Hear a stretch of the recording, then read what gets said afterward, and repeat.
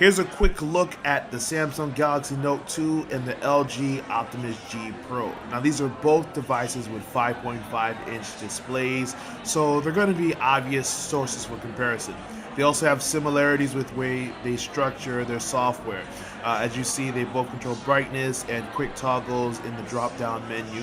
But aside from that, they have similar sizes, but the Optimus G Pro is slightly slimmer actually, because it has a little bit of a thinner profile than the Galaxy Note 2, so it's a little bit easier to hold.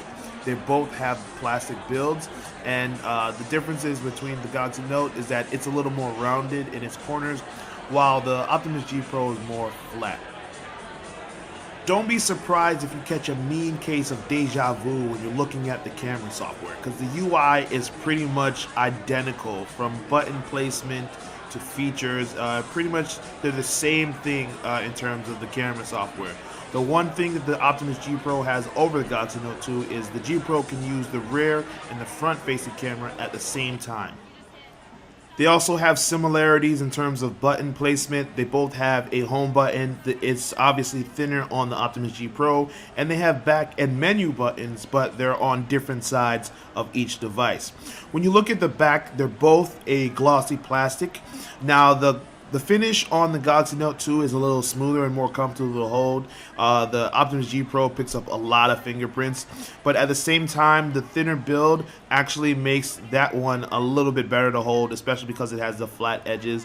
They're just very comfortable.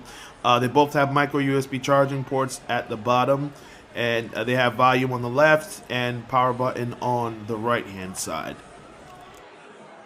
Being the newer device, the Optimus G Pro is obviously going to come out ahead on certain aspects. For instance, it's got a 1.7 gigahertz quad-core processor, the Snapdragon 600, which is just a beast.